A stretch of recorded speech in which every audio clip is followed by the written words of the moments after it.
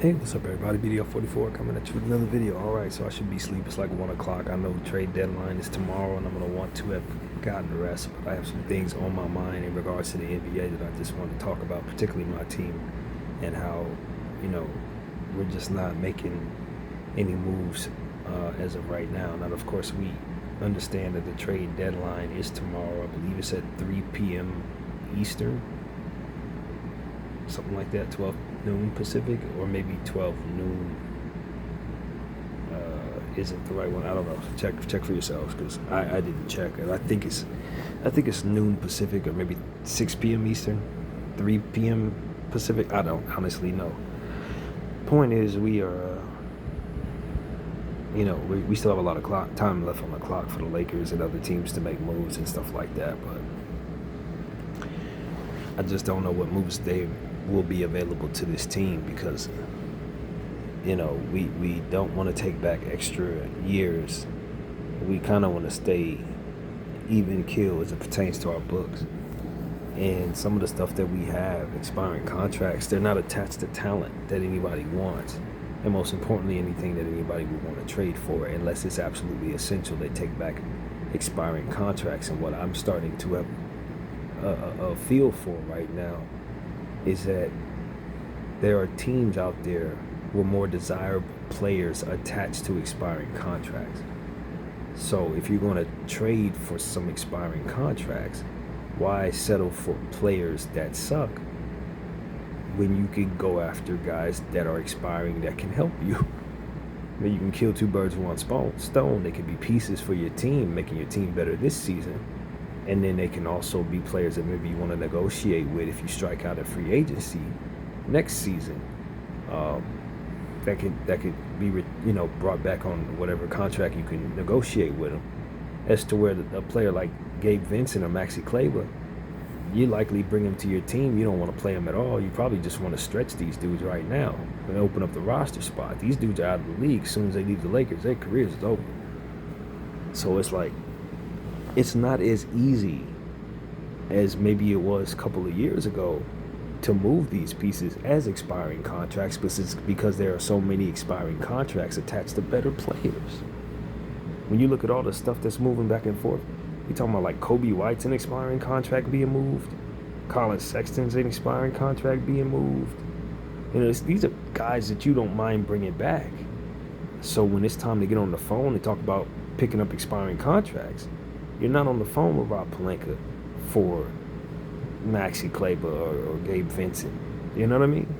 So you saw expiring contracts be moved with second-round picks attached to them, but the Lakers only have one second-round pick to attach to anything because we gave away all our second-round picks in different situations. So we effectively have one second-round pick from which to trade. And see, this is something that I always talked about. People are starting to kind of gather that picks are currency in the NBA. I heard somebody say that online very recently, and that was something that I basically was saying about 3 years ago. Like, people need to start recognizing that these picks are ways to get you into circumstances and get you out of circumstances. It's not just players that you can draft with, but their equity. And the more you have, the more flexibility you have for yourself, and the more flexibility you can create in undoing circumstances where you may have made a mistake. That's why it's so important that teams try to become what I consider pick rich. I've been saying this for years, but now we're seeing teams who are pick rich being able to do whatever they want. OKC traded for McCain. They sent like 3 and 4 or 5 picks out to get McCain.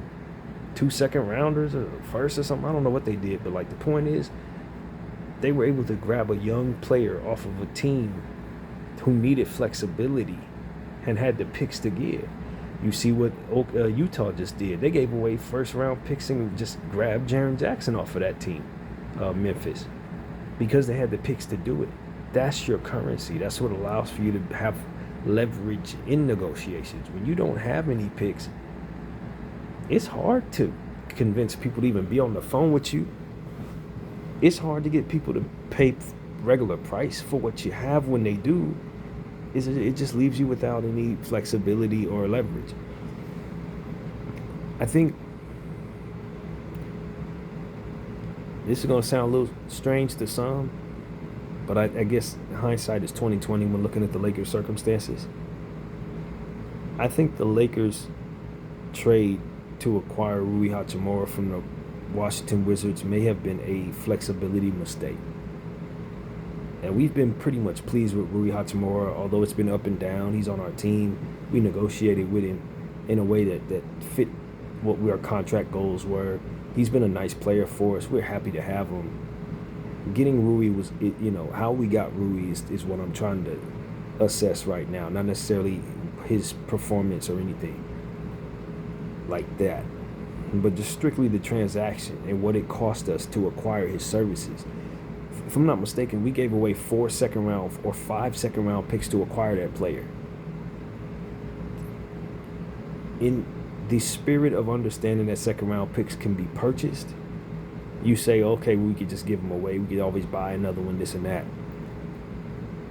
But when you consider what you need in your war chest in order to get rid of dead weight contracts, you really do want to keep some second-round picks in place as currency, so that you can attach them to Gabe Vincent, so that you could attach it to Maxi Kleber, so that you could attach it to whatever player that you want to get rid of that people otherwise don't want to take from you. This is when you look up and say, man, I wish I had them 4 second rounders, because I can get 2 of them out of here, attach them to Gabe Vincent, and maybe bring myself back a Kobe White, bring myself back a Colin Sexton, bring myself back something that I can actually use. Now, you don't have the presence of Rui Hachimura, which is a big piece of what it is that we do, and has been a very helpful player for us in playoff situations and in regular season situations. I'm certainly happy to have Rui, and I count him as something that's valuable. But when you're talking about having a need to improve your team and a bunch of stuff that people don't want, what you don't need is to be without those picks, however that shakes out. See, to identify who you are and then what it is that you need in order to get what it is that will best help you is, I think, where the Lakers have struggled. It's just like I said in a different conversation about the Lakers, where we failed to identify that we had certain things that didn't need other things attached to it. In a nutshell, or in an isolated space, rather, you could be fine with bringing so-and-so piece to you. But because you have some other stuff that maybe doesn't fit well with that, you probably shouldn't be the person taking a chance on that thing that you think could be pretty cool. This is another area where I think we've struggled in that regard. Because you've built around certain pieces that you don't want to move, and you have things on your team that you also probably would best to get rid of, you need some flexibility somewhere. And I think however we found ourselves in this position, Lakers, have too many things that we don't want to move that makes up the majority of the value that we're worth as a team. Most of our cap is wrapped up in stuff that we do not want to move, and the stuff that we would be best for getting rid of truly isn't worth anything at all. So what you have is a combination of stuff that no one wants and things that you don't want to get rid of, or you don't want to let go of, rather. And so it becomes a situation where you didn't leave yourself enough gunpowder that is movable. Things that is valuable, but also that you don't mind moving on from. Things that can be valuable that don't necessarily need to be held on to in order for your team to function. And the Lakers, Rob Pelinka has not done a good job of that. He's not done a good job of leaving us stuff that's valuable that can also be parted ways with without messing up our entire function as a franchise. And so when you're assessing what Rob has done right and what Rob has done wrong, these are some things that I think Rob Pelinka has done wrong. And for those who are saying, we need to move on from Rob Pelinka, I've been very particular about being patient with Rob Pelinka and identifying that the market is like a very fickle thing, and if you try to assess it at its face, you'll say, well, why isn't he picking up the phone and making moves? I want people to take my trash and give me back something good, but that's not realistic. But then you start assessing, why is it difficult for you to move? And you start really getting into the intricacies of what has made it so that your dynamic is that you can't move. And you find these decisions that the Lakers have made to have so much of their most valuable stuff be wrapped up into things that they'd rather not part ways with. You know what I mean? And so when you set the table that way, it's very difficult to maneuver, And I think that that's where we've really, really failed, man. The Lakers have really failed. When you talk about the most valuable stuff the Lakers have, it's LeBron James, Luka Doncic, Austin Reeves, the first round picks,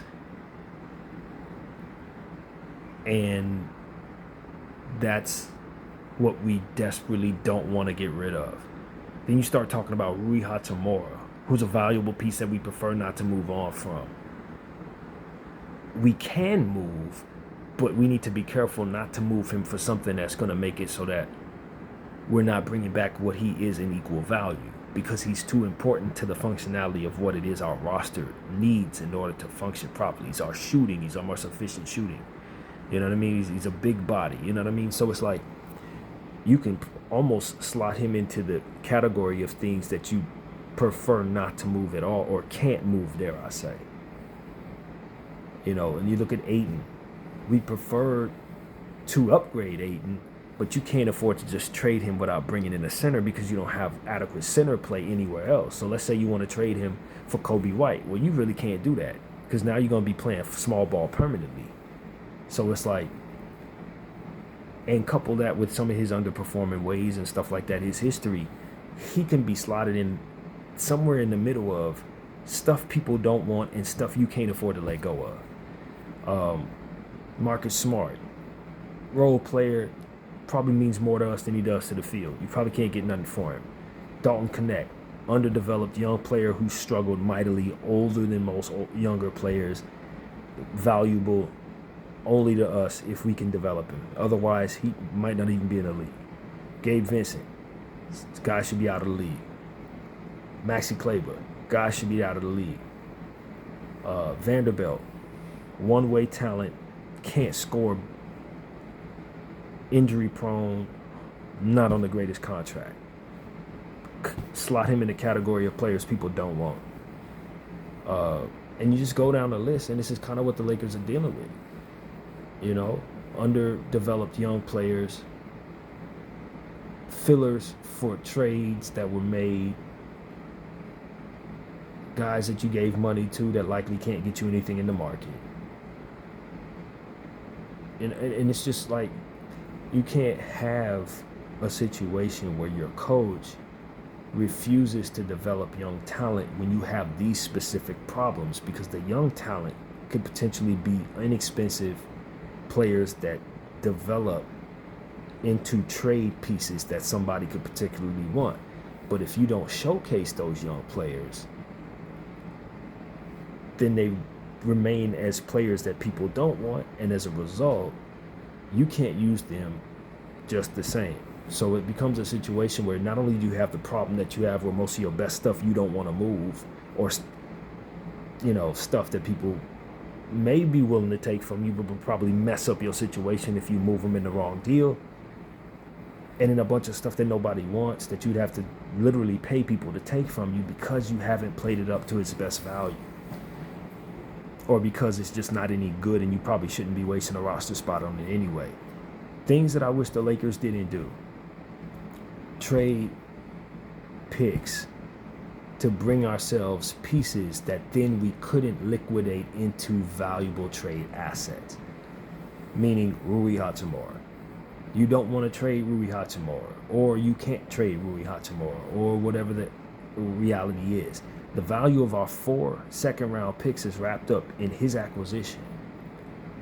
And there's a good chance that he could leave in free agency for nothing or be somebody that we have to pay a bad contract, as to which it becomes more difficult to retrade in future seasons. That's worst case scenario. Best case scenario, he negotiates to us a great contract, and we have him, and we're happy with what he becomes later on for us as he continues to get better, which I think is possible too.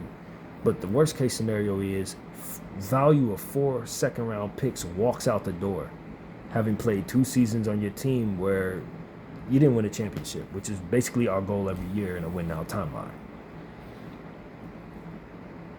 We don't have the flexibility that other teams have, because other teams don't have so much of what it is that makes up their team wrapped up in so few players that they refuse to move. You see what I'm saying?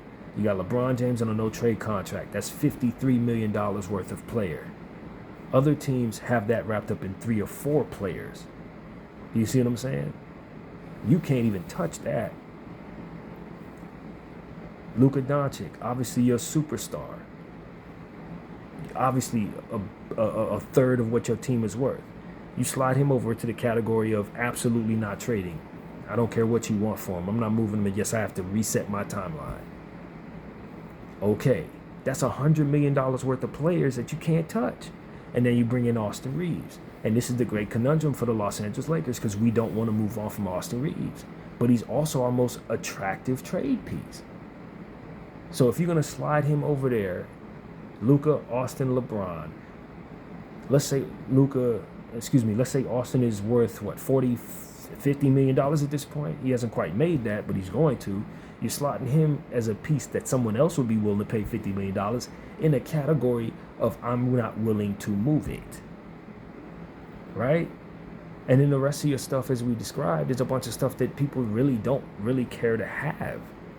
After you start talking about Rui Hachimura expiring 18, which is somewhat underperformed, given his limitations, people are not sitting up here trying to bang down the door to get Rui. A lot of people have a perception of Rui that he's worse than he is, to be honest with you. Ayton, nobody wants Ayton. They know Ayton. We've seen Ayton in his best and his worst. And at this point, it's like, all right, that's just a guy. Marcus Smart, same thing. As I've run down all these talent, connect, somebody nobody wants.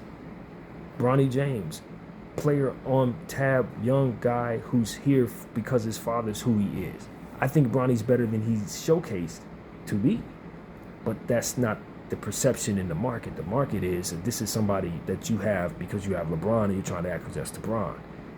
So it's not, and because you haven't played him like he's a guy, there's no way to raise his value outside of just cult hero and garbage time guy. You feel me? So it's like, for the circumstances the Lakers have,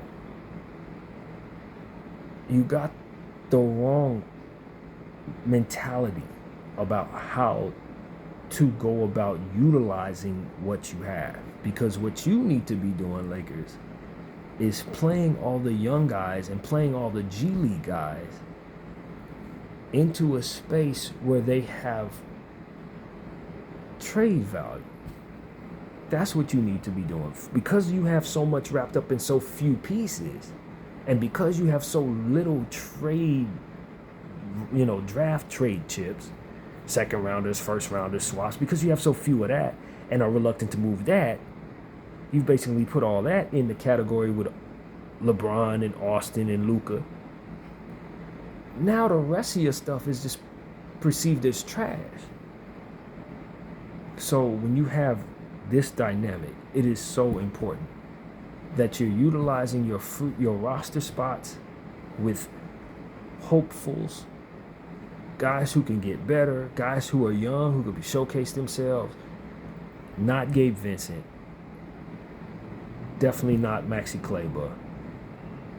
You can't have your coach playing those guys that are absolutely useless in the market and sitting guys who could potentially get better, who then become useless in the market because they're sitting, who then become people that nobody wants or wants you to pay them to take, even when they may believe that they turn into something if they got them.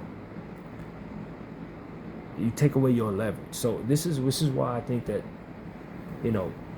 We have too many different conflicting problems that are making our situation significantly worse. You got a GM who set the table wrong, and then you have a coach who's just basically playing all of your either stuff that you refuse to move or stuff that nobody wants, and is not playing the young guys who could potentially double and triple in value if showcased properly. So when you have all that going on, you are definitely going to have a hard day like today where you trying to make moves and nobody wants your crap. They talking about give us second round picks. You already gave away your second round picks to acquire pieces that you kind of don't want to move, but could potentially lose for nothing in Rui's case. Dalton Connect, young player, you got 17th overall pick. Coach don't want to play this guy ever. And when he does play him, he only gives him garbage minutes, and the guy's mentality, he's shot. He don't want to, he's not performing. So when it's time to try to attach him to Gabe Vincent, people are saying, nah, give me a second round pick on top of that, because that kid ain't worth nothing. I don't think he's going to turn nothing. Gabe worth nothing. He ain't going to turn nothing, so give me a second. We only got 1 second. So they hang up the phone. They calling Charlotte. They calling Chicago. They calling Memphis. They calling Utah. They don't have to stay on the phone with us to even figure out what else we can do. They don't have the time, which is what I was expressing in my earlier video. People don't even have time to talk to Rob Pelinka because there's too many other options, better options with better stuff. And so I think that's what Rob is running into. I'm without being certain, I tend to trust my ability to read tea leaves in this league when it comes to stuff like this. And I get the feeling that he don't have too many people want to even talk to him right now. If you're not willing to move Austin Reeves, you're certainly not willing to move Luka Doncic, you can't move LeBron James, what are we talking about? We're talking about your first rounders? You don't want to move those. Or you're willing to move those, but for something that I have priced at a higher price tag. Why? Because OKC's willing to give me one fast first round pick for McCain. The Jazz are willing to give me 3 first round picks for Jaren Jackson. He's not even on a good contract. You see what I'm saying? It's like, why am I on the phone with these Lakers and their little first round pick when they're trying to get a player that I can get 3 first round picks for if I holler at somebody else who's pick rich? You see what I'm saying? Why am I going to talk, if I'm the Pelicans, why am I talking to the Lakers about Trey Murphy III with whatever package they have that doesn't involve Austin Reeves, that doesn't involve Luka Doncic? Why am I on the phone with them? When their team down the street got 70 picks to trade away, they have to trade first round picks. And OKC got to trade a first round pick.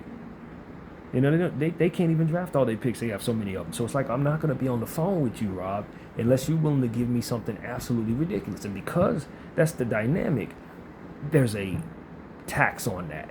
As I often say, if you don't have leverage, that's going to cost you. That you don't have leverage, that you have made mistakes, that you didn't set the table well. I'm looking at you and saying, I'm going to fleece you. It's my responsibility to fleece you, because if I call Danny Ainge, he going to fleece me. If I call Pat Riley, he going to fleece me. You see what I'm saying? So it's like, that's the environment Rob is in, but it's because he set the table this way. It's because we put, however we found ourselves with all our eggs in a few baskets, one of which we can't move. And then the rest of this stuff hasn't been showcased in a way that allows for it to be worth anything to anybody else. So you're stuck. You've messed up your asset situation because you allowed roster spots to go to pieces that you knew the market didn't want. And then furthermore, played those players as if they were going to help you when they were just further showcasing that they would be something no one would want.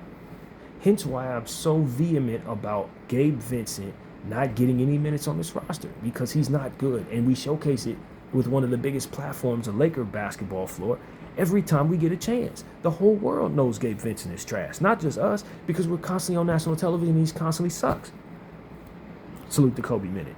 It's not harmless. This is what I've been saying on my channel for more than several years. This is not harmless, fam. Playing these people, it's not just because they suck, it's because we have a certain setup here that can't afford to showcase our worst stuff.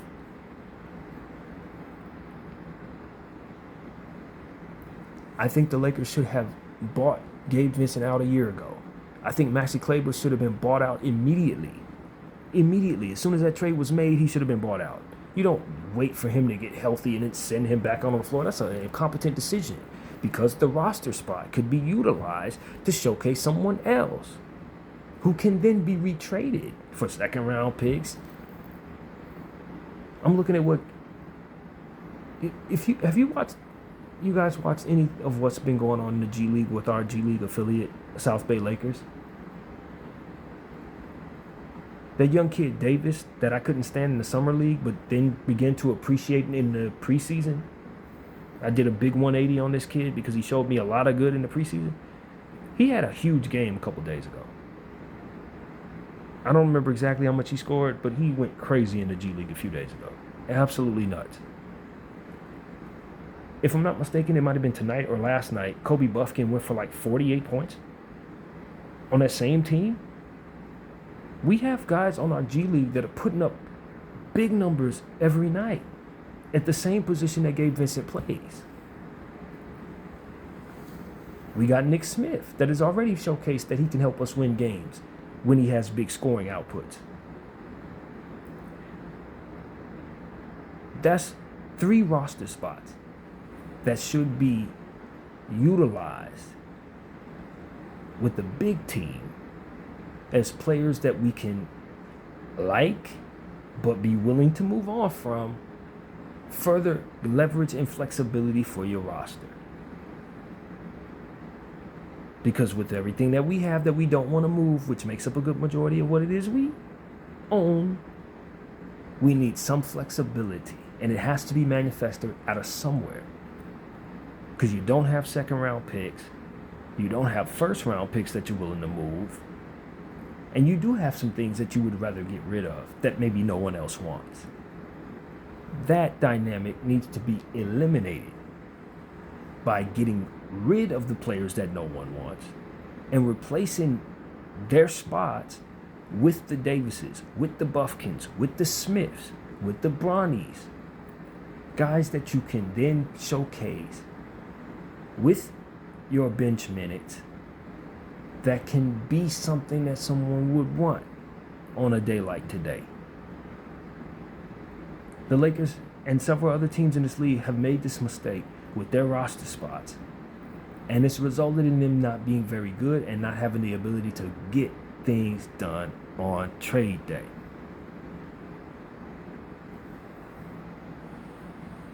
If Rob Pelinka has done something egregious at all, it would probably be in failing in these particular areas, man. You do not set your table up this way. You do not inherit a situation where most of the valuable stuff is made up in 3 or 4 pieces and then allow the rest of your roster to be wasted with pieces that are not useful in the market. It's a significant hindrance to your overall flexibility. You have hindered you. You've cut off many aspects of flexibility and leverage for yourself. You shoved all your best stuff into a corner and then said the rest of this stuff I'm going to mismanage. And that is what the Lakers have done. A combination of our GM and our coach have mismanaged our assets severely, man. That's what's happened here. Mismanage your assets severely. And because I understand that, I don't make strong demands for us to try to make trades. Because I know we're not going to get good deals. Because I know people are probably not even going to be on the phone with us for us to hear a good deal. But it has to be some accountability or some identification of where we struggle to put ourselves in a position to be able to make certain decisions. And when I look at other teams who are making trades, what they don't have is most of their value wrapped up in stuff that they refuse to move or cannot move for whatever reason. They don't have that dynamic. They have a more diversified book about their players, and as a result, they can move pieces up and down and move in and out, and they got picks and they can do things that we can't do because a good portion of what it is that's valuable is stuff that we refuse to move or cannot move. And the teams that are wise are not wasting roster spots on players that no one wants. They are getting those people off of their books. They're buying those people out upon arrival, and they're giving their roster spots to pieces that could potentially get better. If you're not doing that, you find yourself in our situation. Chris Paul got traded today to the Toronto Raptors. He doesn't even need to report to Toronto. Why? Because they're buying him out and they're giving their roster spot to something that could potentially be valuable someday down the road. They're not going to waste their roster spot on a guy that's about to retire, who's likely not going to do nothing while there. That's irresponsible of them to waste a valuable showcasing roster spot on a piece that could potentially dissipate into no value whatsoever. You never let that happen. This is what buyout candidates are all about. I think of a guy like Dario Saric. I'd be surprised if he plays a single game for the Detroit Pistons. I think of a guy like Mike Conley. When he got to Chicago, I told you he wouldn't play in Chicago very long. They quickly flipped him to Charlotte. He don't probably even have to report to Charlotte because Charlotte's about to waive him and send him out into the wild. This is what the Lakers should have been doing with Maxi Kleber when the Luka Doncic trade took place. He should have been bought out immediately. If we were anticipating the market properly, he would not have been kept to be an expiring contract for this deadline, because when this deadline came around, we couldn't move him. Same thing with Gabe Vincent. You don't waste half a season playing this fool thinking you're going to be able to move him at the trade deadline, because look where we're at. Can you move him? No. He needed to be bought out, and you need to be playing somebody that someone would actually want. And there are many ways to make that happen. The one that you are able to do is bring up some of them G League dudes and put them in these positions. Play their value up and then trade them somewhere. That's the only way. And I've been preaching this on my channel for about 4 years. And I look up on 2026 on the trade deadline and we're still doing things the wrong way, man. It is egregious that we have given so much valuable time to players that nobody wants, that aren't even going to be on tap for an extra year after this season. It is absolutely stupid for us to have been showcasing Gabe Vincent the way we have. Night in and night out, making him a regular rotation piece. He was expiring. He has not played up to the level that would even be reasonable for anybody to desire. He seems to be getting worse every day, and this coach continues to play him. And now, when it's time to move him, tell me if you're having any success moving him as an expiring contract. Tell me that you want to give him any type of contract next season. And I want to ask people, was that not foreseeable over the last 3 years? Are you trying to tell me that we're blindsided by this? Honestly, because if we're blindsided by this, there's two things. One, people are not good at their job. Two, they definitely ain't been listening to me for the last 3 years. If you blindsided by Gabe Vincent not having any value at the trade deadline 2026. Now, maybe this doesn't age well. Maybe we find a trade tomorrow. Maybe somebody gifts us something special and we're able to trade Gabe and trade Maxi and trade whatever else we want to trade, connect, and get something good. If that's the case, do away with this video, but not with the wisdom within it, because at the end of the day, you need to be, and I'm not just talking about the Lakers, all teams need to be showcasing talent that could potentially get better, not players that dissipate into nothing, who don't even contribute to your roster in a positive way when you do play them. Those people need to be outside of the basketball league you're in. These older guys that are farewell tour guys who are role players, they don't need to be eating up roster spots, man. Those roster spots need to be given to players that could potentially triple, quadruple in value. And that is the young guys that your coaches are often hesitant to play. BDL 44, I thank you all for watching. I'm out.